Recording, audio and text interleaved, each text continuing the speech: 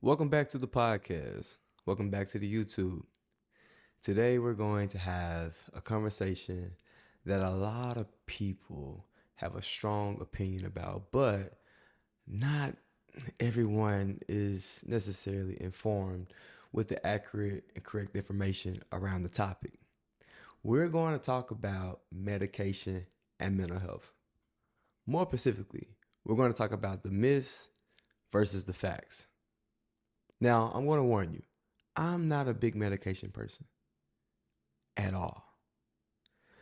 Nevertheless, before we get too far into the conversation, let me clear this up real quick, real quick. Hear me clear. This episode is for educational purposes only. I am not a prescribing medication diagnosing person. I do provide diagnosis to my clients. However, I do not prescribe medication. So with this mic, through this mic, it's just educational purposes. Yo, welcome to the show. All about mental health and overall health. Let's get to it.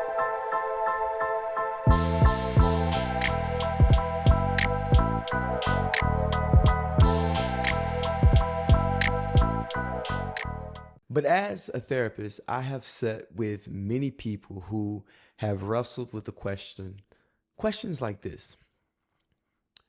Does taking medication mean I'm weak? Questions like that. Questions like, will I have to take it forever? Questions like, will it change who I am? Questions like, isn't therapy enough? Questions I often hear, very, very often, isn't prayer enough? Can we just pray the thing away? Can we pray anxiety away? Will people judge me if I take medication? What if I start taking medication and I don't like how it makes me feel? What if I need it, but I'm scared? And let me tell you, those are real questions, real concerns. Those questions deserve an answer. And so today, we're going to slow this conversation down. We're going to remove the shame. We're going to challenge the stigma. We're going to talk through common myths. And we're going to replace those myths with facts, wisdom, and practical guidance. Because mental health treatment is not a one size fits all. It's not. I'm no, I know that people tell you, whatever. It's not. Okay. For some people, therapy is enough. For some people, medication is helpful as well. It's a helpful tool. As I said, a tool. For some people, the most effective approach is therapy, medication, lifestyle change, community support, spiritual support, and practical structure, all working together at the same time. The goal is not to pressure anybody. The goal is to help people make informed decisions. So let's get into this. Let's first start off why this conversation matters. Let's start here. Medication and mental health is one of those topics where people often speak from experiences. They speak from experiences, but they also speak from a place of fear. They speak from a place of family's beliefs, cultural beliefs, church belief, social media opinion, or maybe one bad experience that they had many years ago. And because of that, because of all those things, a lot of people are either overconfident or overly afraid. Some people say everybody needs medication. Other people say nobody needs medication. Both of those statements are too extreme. The truth is more balanced. Some people benefit greatly. Some people benefit greatly from medication. Some people do not need it at all. Some people try to use it or will use it during temporary seasons, during seasons of difficult time. Some people use it long term because it helps them function. It stabilizes them. It helps them live a more peaceful, functional life. Some people need Some people need it as a means of adjustment. Some people have side effects. Some people find the right medication after trial and error of long periods of trials and error. Some people decide with their provider that medication is not the best route for them. Mental health treatment is not about pride. It's about care. It's about functioning. It's about safety. It's about the person's quality of life. It's about giving your mind and body the support they need for healing, regulating, and recovering. Now, I know there can be a lot of stigma around the topic, especially in communication amongst communities where we were taught to just pray about it. We were taught to be strong. We were taught that what goes on in this house stays in this house, and mind your own business and stay in your own business.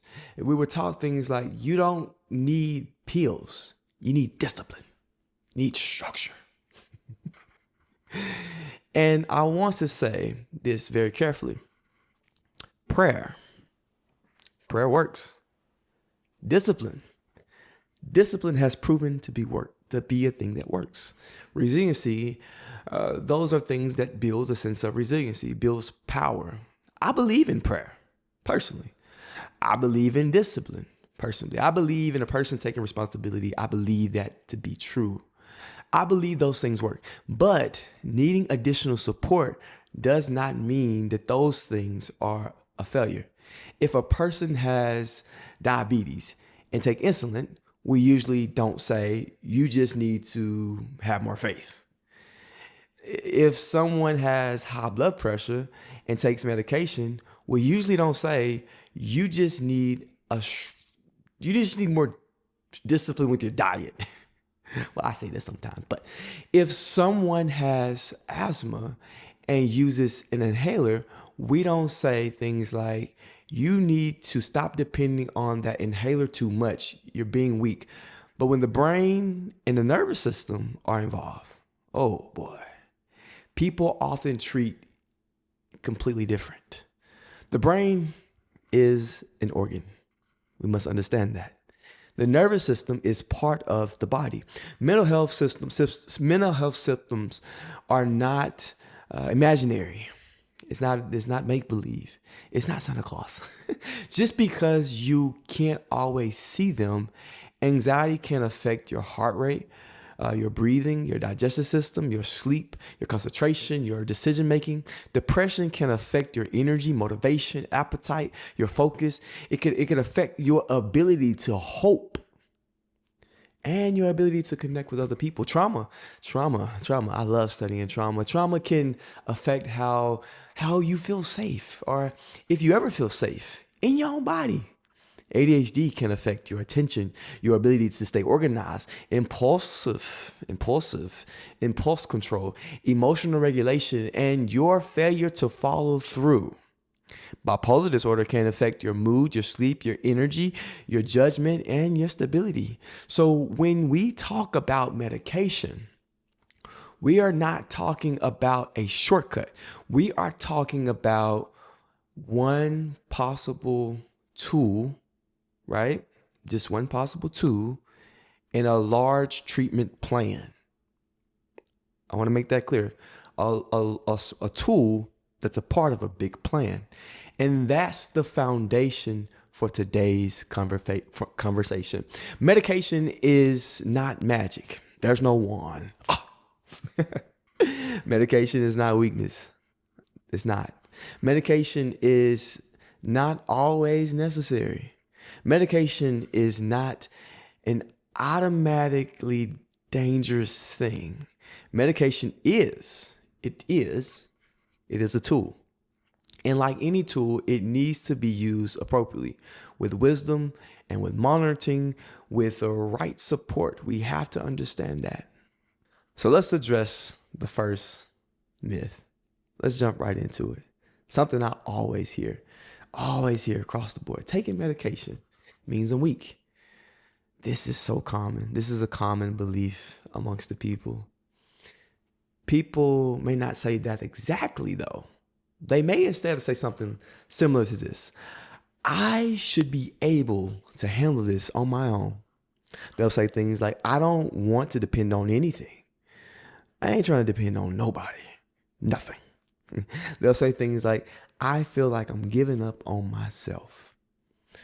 They'll say things as, my family would think something is wrong with me. They'll say things, I'm supposed to be stronger than this.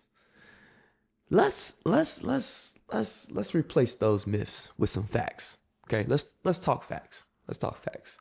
Taking medication when clinically appropriate is not a sign of weakness. It can be a sign that you're actually taking your health seriously. Strength is not pretending. I want you to hear me good. Strength is not pretending that everything's good all the time. Strength is not pretending that you're okay when you're falling apart. That's not what strength is. Strength is being honest enough to say, something is not working. I need support. Strength is making decisions based on wisdom and not shame. Strength is being willing to use the available tools that you have access to, right, to get healthier. Now, I want to be balanced. Medication is not the only way to show strength. Choosing therapy is strength. Setting boundaries is strength. Changing your sleep habit is strength. Asking for help is strength. Going to support groups is strength. Being honest with yourself is strength. I feel like I'm at church right now. Amen. Medication is not the measure of whether you're strong or weak. It's simply one possible part of, as I said before, a bigger treatment plan. I often tell people the goal is not to provide or the goal is not necessarily to prove how much pain you can carry, right? The goal is to get healthier, to be healthier. Sometimes people have been suffering so long that suffering starts to feel as if that's just normal for them. They'll say, I've always been anxious. Everybody's a little anxious. They'll say, I've always been depressed. I've always had these mood swings. I've always struggled to focus. I've always felt on edge. They'll say things like that when it's become normal to them. Well, sometimes what's normal to you isn't normal. And because it's familiar, they assume it's just their personality. But there is a difference between personality and untreated symptoms. There is a difference between this is who I am and this is how I've learned to survive. There is a difference between being naturally curious and living in a chronic anxiety state.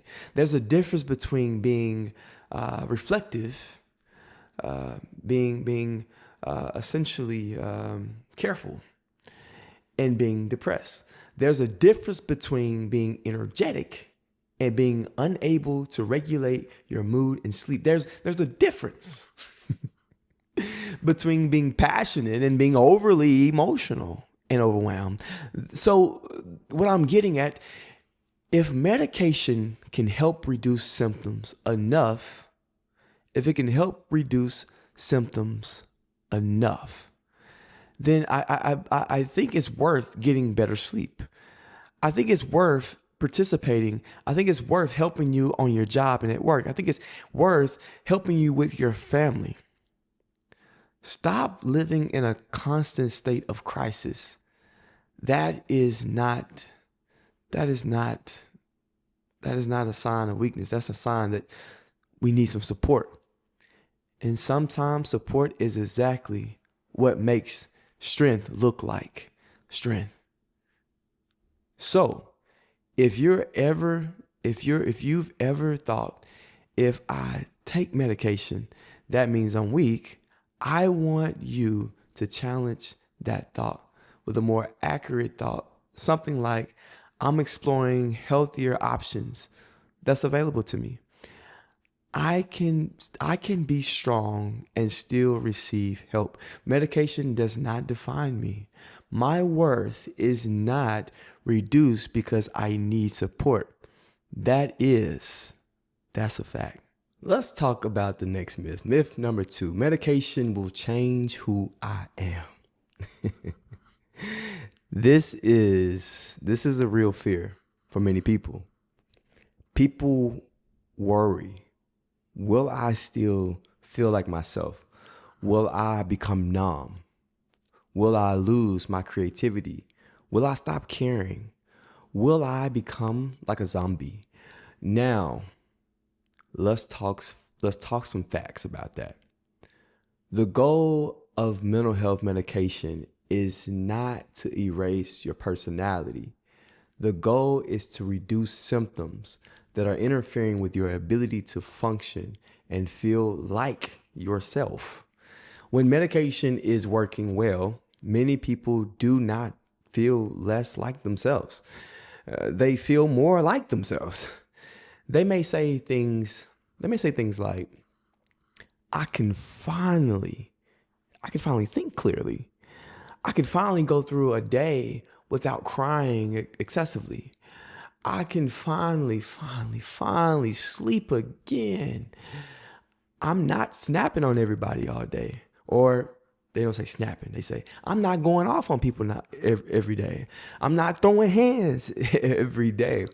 I can actually use the coping skills that I've learned in therapy. I don't feel like my emotions are driving the car anymore and I'm in the back seat, right? But here's a more balanced perspective, right?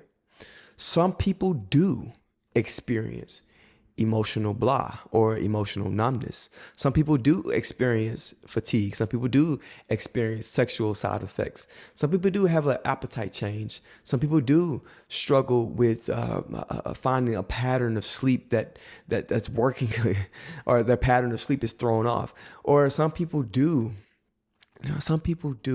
feel as if they're off. Now, if this does happen to you, this doesn't mean that medication can never work for you. It may mean that the dosage needs to be adjusted. The medication is not the right fit for you. It may mean we may need to review the plan as well as to review the whole treatment plan. This is why communication with your prescriber matters. You don't have to silently fight through side effects. You can say something. You should say something. Something like this. When you talk to your prescriber, I feel emotionally flat, or I feel more tired than usual. My anxiety improved, but my motivation has dropped. I don't feel like myself. My sleep has changed. My appetite has changed. I am having side effects that concern me. That information, that helps. That helps your prescriber help you.